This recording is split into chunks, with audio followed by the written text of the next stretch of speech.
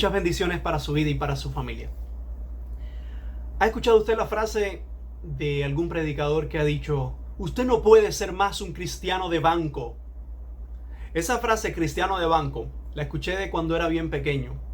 Y yo decía, un cristiano de banco. ¿Eso debe ser un cristiano que es de madera, un cristiano que es de hierro? ¿O qué significa un cristiano de banco?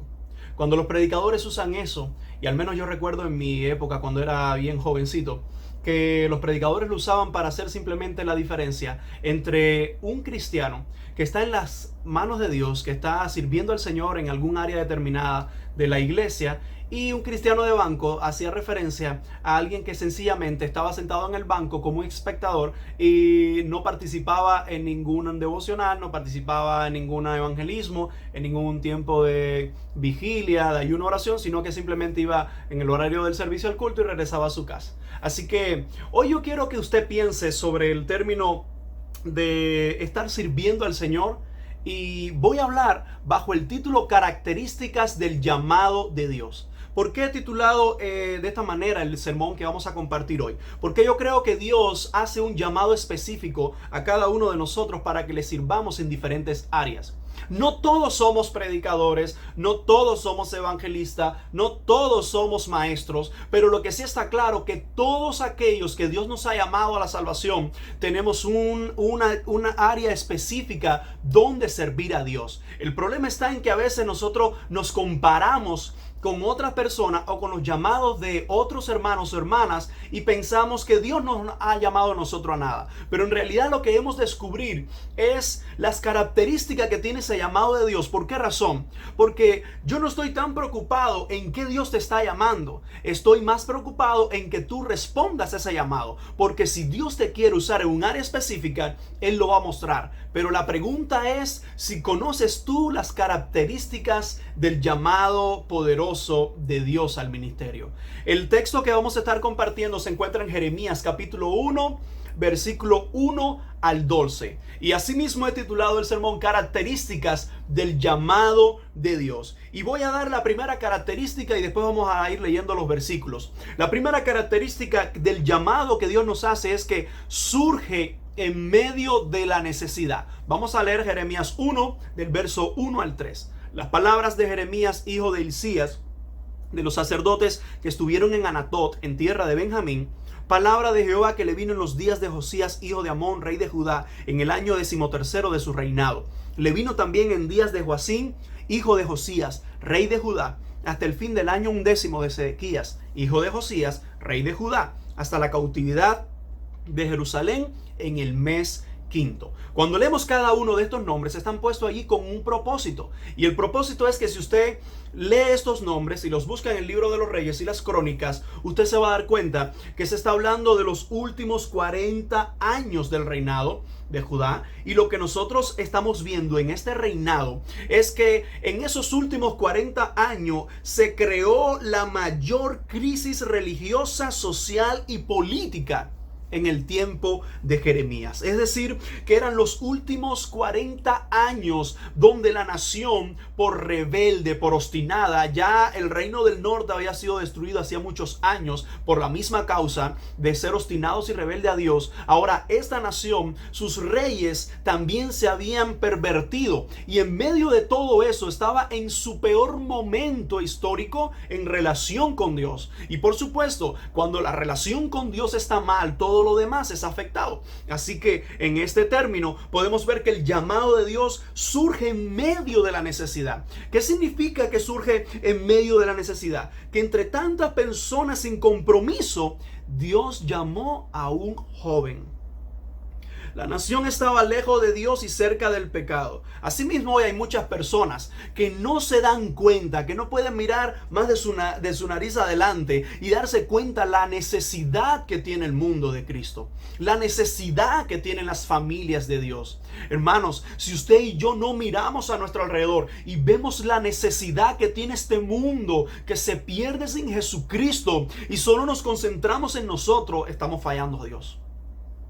El llamado de Dios surge en medio de necesidad. ¿Por qué razón? Porque hay pastores, porque hay cristianos que necesitan ser pastoreados, necesitan ser guiados en la sana doctrina por hombres de Dios. Porque hay ministerios, ¿verdad?, de ayuda a los necesitados. Evidentemente porque hay personas que en esas áreas de necesidad necesitan ser suplidos. Y así sucesivamente usted dice, ¿por qué hay tantas y tantas áreas ministeriales? Porque cada una de esas áreas ministeriales satisface alguna necesidad espiritual, tanto en el pueblo de Dios como en el mundo perdido.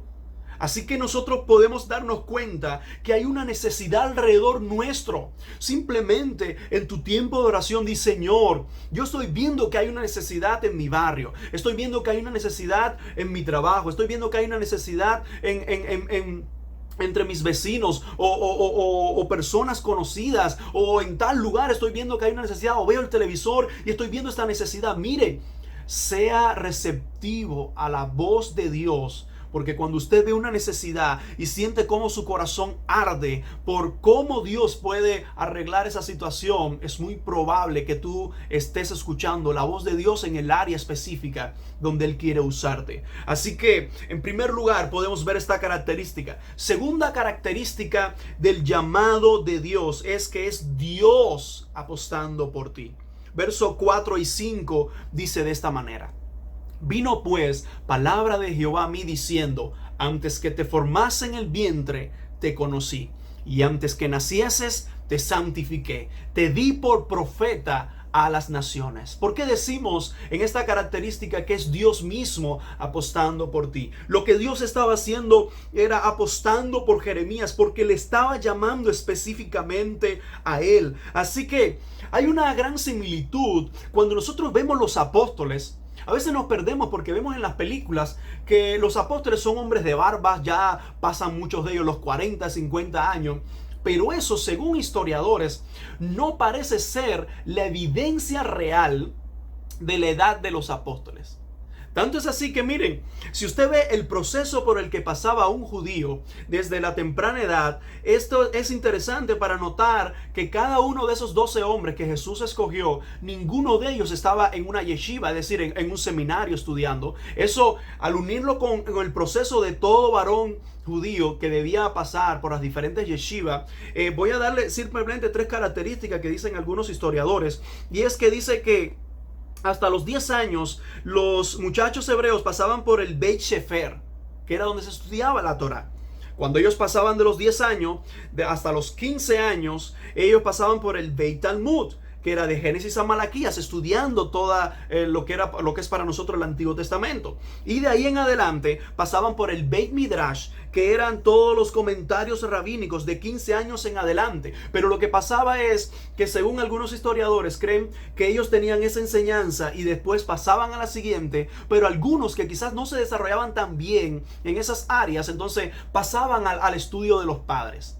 Independientemente de toda la evidencia histórica de que este fue el proceso con todos los judíos, lo que sí está claro que estos 12 apóstoles, algunos se encontraban pescando, otros robando los tributos del pueblo, otros fueron llamados, uno estaba debajo de un árbol sin hacer nada. Lo que es importante aquí es que Jesús les llamó a cada uno de ellos, y ninguno de ellos fue llamado por otro rabino, ninguno de ellos fue llamado por otro maestro en Israel. Entendamos que el ministerio de Jesús era único en cuanto al cumplimiento mesiánico, que es Dios hombre entre los hombres, pero en cuanto a la metodología, era algo normal, era algo natural. Habían así otros rabinos en Israel que tenían más discípulos y les enseñaban itinerante, ¿verdad? Caminando por las calles. Ahora, lo que sí está claro aquí es que el mismo Cristo le llamó a cada uno de ellos para hacerle sus seguidores. Así vemos en las Escrituras cómo el Señor llamó a tantos hombres para que le sirvieran. El Señor llamó a Esteban, el Señor llamó a Job, llamó a Timoteo y tantos hombres, mujeres, ¿verdad? Mujeres fueron llamadas por el Señor y fueron usadas poderosamente por el Señor para su gloria. El problema está en que si Dios te está llamando hoy, tú estás totalmente de acuerdo en obedecer ese llamado, Dios quiere usarte.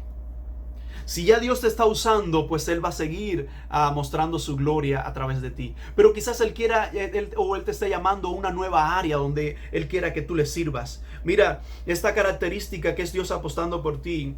Lo que Dios hace en nuestras vidas es que Él quiere usarnos para su gloria. Pero escucha bien, si tú rechazas ese servicio, esa área de necesidad que hay en la iglesia, deberías analizar tu corazón.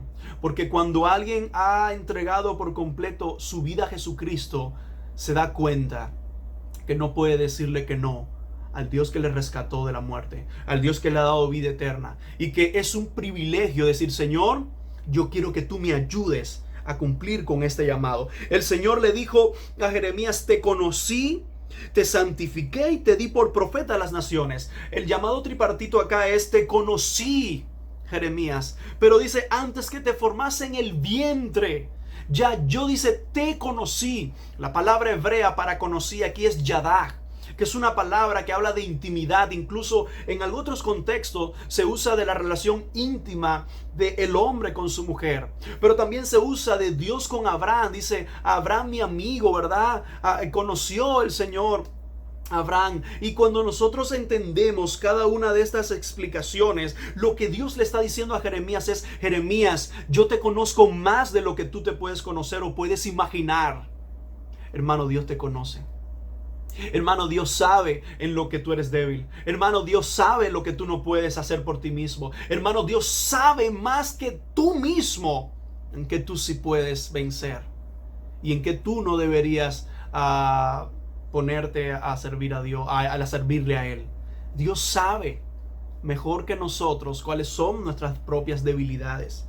Y Él le dice a Jeremías, yo te conocí, pero no solo te conocí, Jeremías, no solo te conocí con tus defectos, sino que te santifiqué. Y la palabra hebrea ahí para santificar es el mismo proceso que toma un sacerdote con los utensilios del templo. Es el proceso de santificar, de preparar los panes, de cuando se va a prender la menorá, cuando se va a derramar el aceite de libación. Es el mismo proceso de separar algo, santificarlo para un propósito específico. Y el Señor le estaba diciendo a Jeremías, te conocí, pero no solo te conocí, sino que te preparé y te preservé para que, el tercer lugar dice, fueras por profeta a las naciones.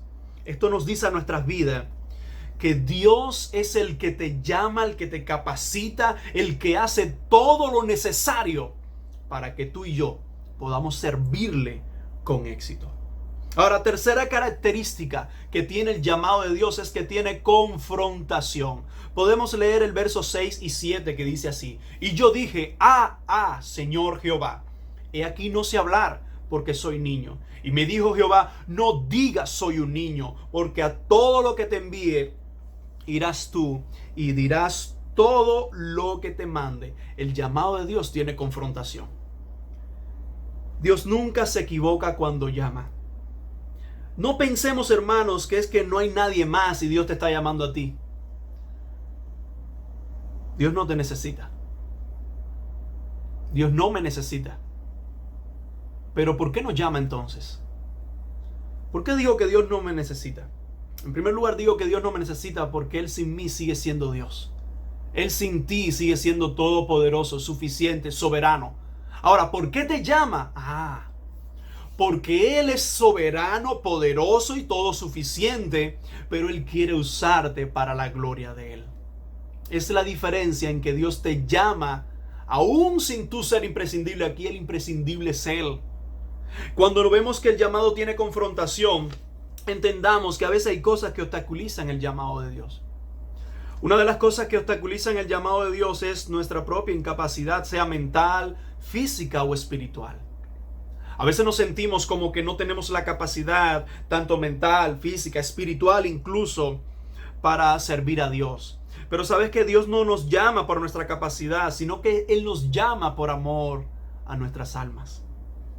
Y para esto tenemos la respuesta del Señor a Pablo cuando le dijo en 2 Corintios 12:9, bástate mi gracia.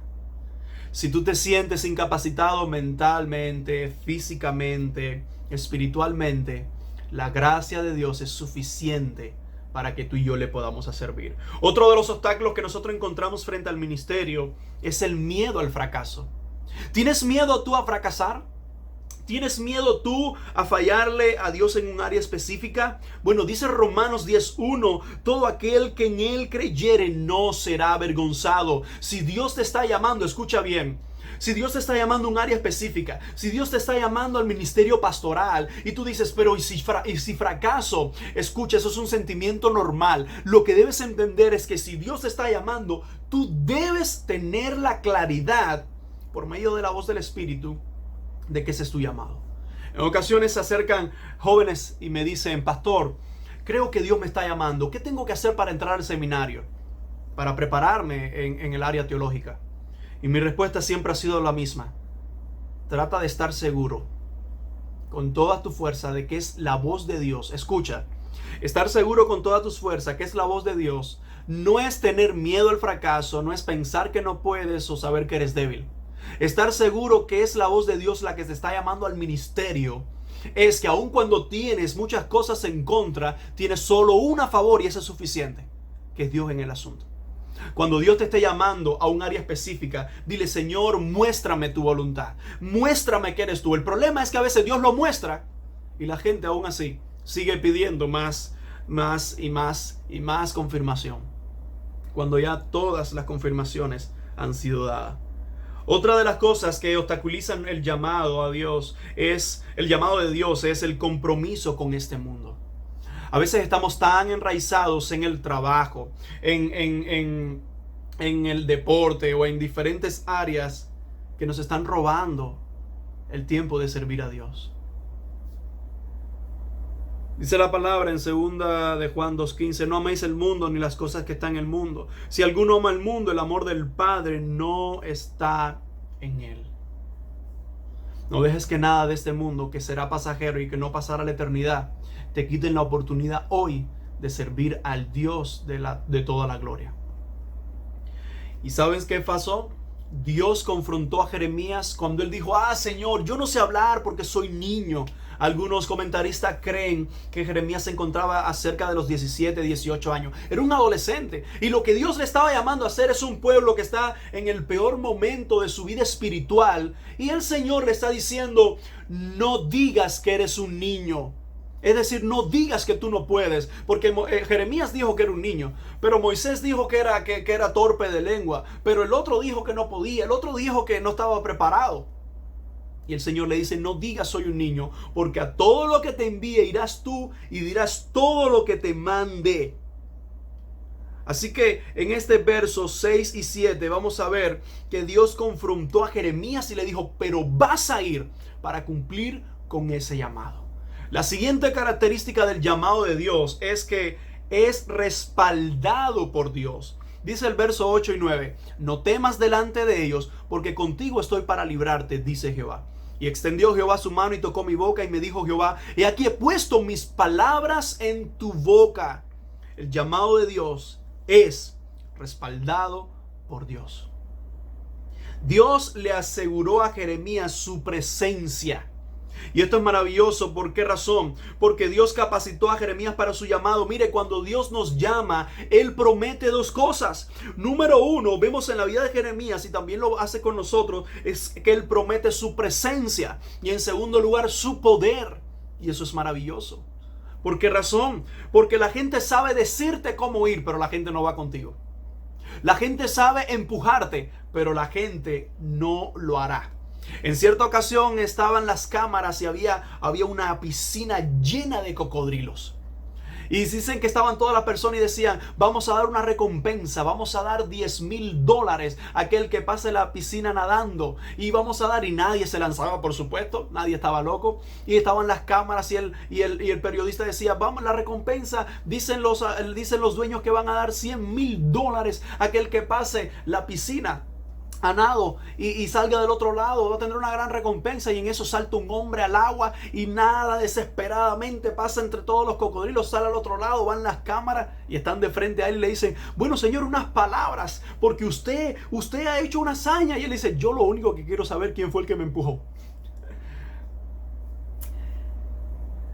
Es muy fácil que la gente te diga o que la gente te empuje. Pero ¿sabes qué? Cuando Dios te llama, Él no te deja solo. Cuando Dios te llama al ministerio, Él no te abandona. Cuando Dios te llama a que le sirvas, Él promete su presencia y Él promete su poder. Y cuando digo que Él promete su presencia y promete su poder, es suficiente, hermanos. ¿Por qué razón? Porque en el llamado de Dios llegará momentos en que pasaremos por lágrimas, por situaciones complicadas. No he conocido todavía a alguien que esté en el ministerio y diga que siempre ha sido fácil. Pero a cambio he conocido muchos que han dicho que estar en el ministerio ha sido la bendición más grande de sus vidas, porque en medio de los momentos de mayor soledad, en medio de los momentos de más lágrimas, han sido los momentos donde más la presencia de Dios se ha derramado. Yo te puedo decir que así ha sido también en mi vida. Cuando más solo me he sentido en el ministerio o en el servicio a Dios, cuando me han dado la espalda a muchos, he visto cómo la mano de Dios me ha sostenido. Y ese es el Dios que nos llama, el Dios que no nos abandona, el Dios que nos respalda, el Dios que no solo nos trae al ministerio, sino que continúa con nosotros en el ministerio. Fíjense lo que dice un maravilloso pasaje en Marcos capítulo 8, verso 34, cuando Jesús llama a sus discípulos y Él le dice: si alguno quiere venir en pos de mí, si alguno quiere ser mi discípulo, niéguese a sí mismo, tome su cruz y sígame. El negarse a sí mismo es morir al yo. Eso es solo posible por la obra del Espíritu. El tomar la cruz es el precio del evangelio. Es el sufrimiento por seguir a Cristo, por batallar contra el mundo, por batallar con Satanás y por batallar contra la carne. Ese es el precio de tomar la cruz. Pero el seguir a Cristo es la bendición de que cada maldición, de que cada blasfemia, de que cada piedra, que cada flecha que lancen hacia ti, Cristo va delante. Y yo le voy siguiendo. Y tú le puedes ir siguiendo.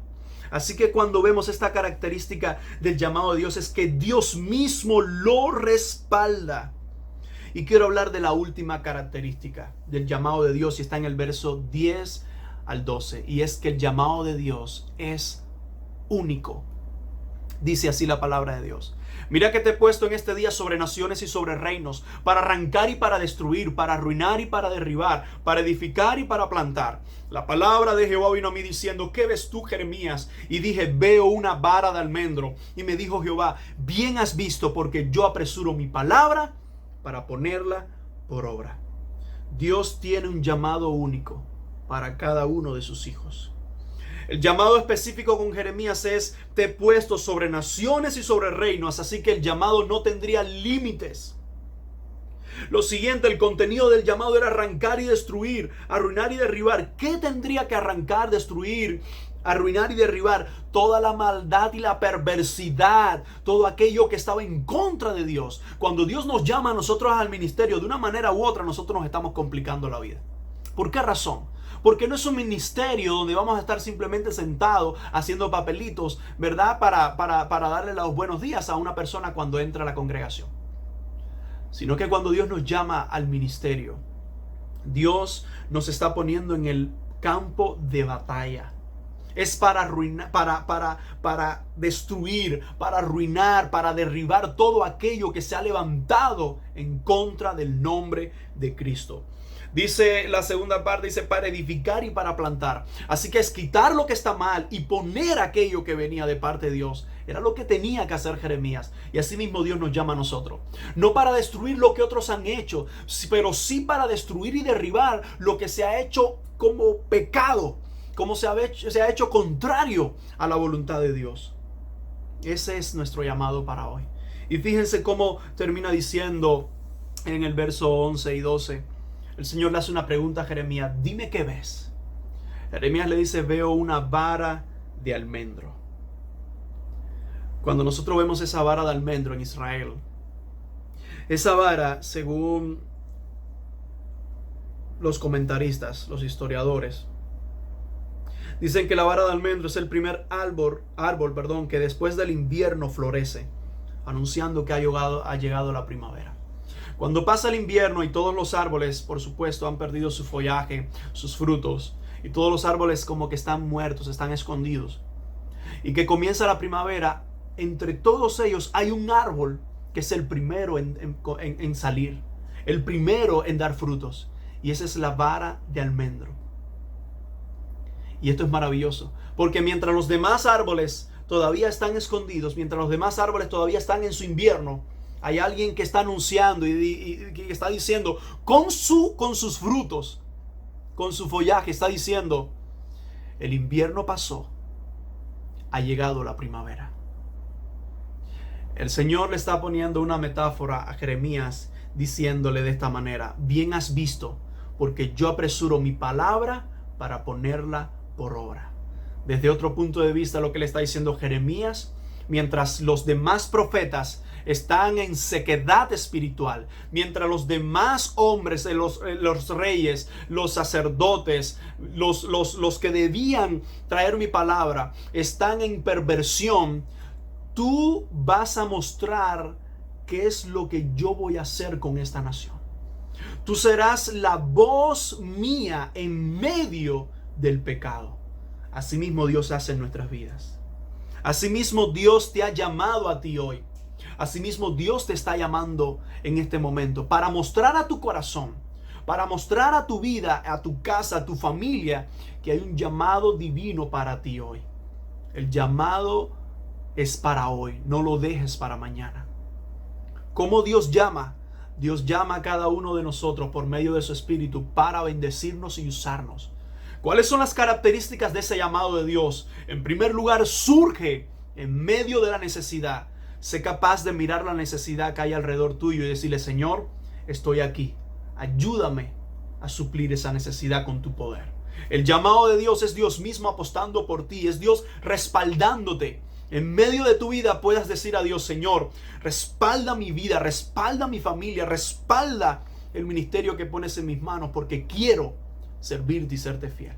El llamado de Dios tiene confrontación. Puede ser que tú te sientas mal, desanimado, que no puedes, pero en medio de todo eso puedes decir: Señor, ayúdame. Pues si tú me llamas, es porque lo puedo hacer. El llamado de Dios tiene total respaldo de Él, porque si Dios te llama, no te va a dejar solo. Y el llamado de Dios para tu vida hoy es único. No rechaces más servir a Dios. Es una oportunidad. Si lo estás haciendo, cobra fuerzas, porque lo mejor está por venir. Si no lo estás haciendo, pues ríndete a Él, porque hay muchas áreas donde Dios quiere usarte. Pero si todavía hoy tú no conoces a Jesucristo, ese es el principal llamado para tu vida. El llamado a la salvación, donde solo por la sangre de Cristo puedes ser perdonado, puedes ser nueva criatura y tener la vida eterna. Y en medio de ese llamado, entonces Dios te hará otro llamado al ministerio conjunto con ese, para que le sirvas hoy. Dios te está llamando. Que el Señor te bendiga.